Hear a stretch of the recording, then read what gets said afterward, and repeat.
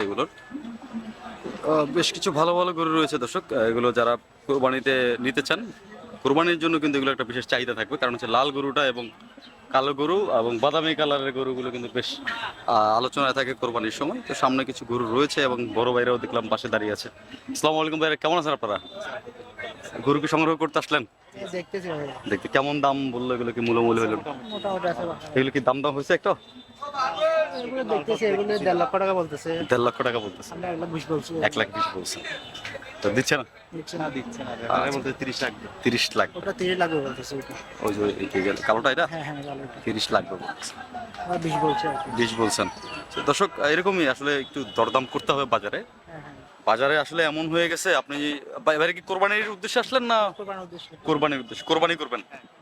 তো দর্শক, আপনারা জানেন এখন কিন্তু কোরবানির বেশি দিন নাই সামনে, বেশ হয়তো 25 দিন 30 দিন আছে। এক মাসের উপর এক মাস।